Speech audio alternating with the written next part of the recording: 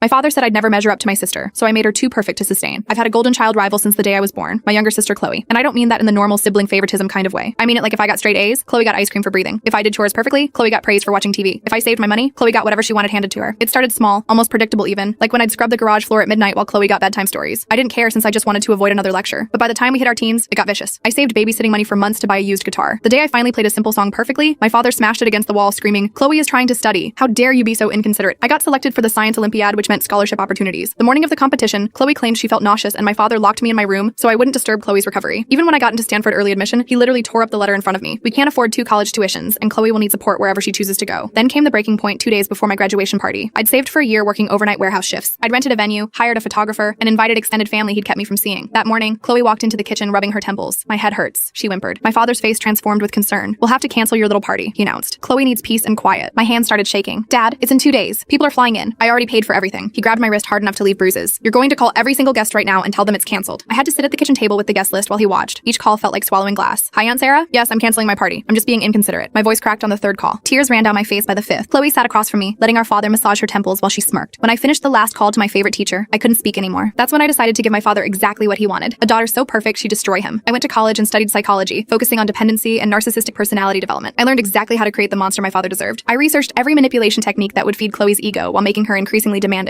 I started sending Chloe gift cards from a secret admirer with notes about how special and misunderstood she was. I created fake social media accounts praising her mediocre art. I anonymously paid for an art dealer to tell her she was destined for galleries. And after months of careful manipulation, I watched my plan unfold. Chloe dropped out of college and quit her part-time job to pursue her art career. She demanded expensive supplies and studio space that bled my father's savings dry. When he called panicking about the bills, I told him what he'd always told me. "You always said she was special, Dad. You can't abandon her now." Then Chloe started bringing artist friends home at 3 a.m., throwing creative sessions that left the house trashed. My father became uncomfortable in his own home, but I just reminded him, "You made it clear Chloe's the only child worth your time." He went silent after that, knowing that complaining meant admitting his mistakes. So my father took out a second mortgage for Chloe's downtown studio. Her art career went nowhere, but she kept demanding more. First a specialty printer, then rare pigments, then vintage canvases. Each time he hesitated, she'd sob about how he was killing her dreams. When he finally drew the line at a $15,000 kiln, she exploded. "You promised you'd always support my dreams. You said I was special. You said I was just like Mom." She threw her coffee mug at the wall, the same wall where he'd smashed my guitar years ago. My father reached for her, but she recoiled. "Don't touch me. You're just another person who lied about believing in me." That night, Chloe packed everything while my father begged her to stay. She moved in with a gallery owner twice her age who'd been one of her 3 a.m. visitors. My father called her phone over and over, leaving voicemails that went from angry to pleading to sobbing. She blocked his number. He maxed out credit cards trying to keep the studio just in case she comes back. He lost the house to foreclosure 6 months later. Now he lives alone in a studio apartment, sending me desperate texts I never answer. I want him to realize that in trying to raise one perfect child and one servant, he ended up with no children at all.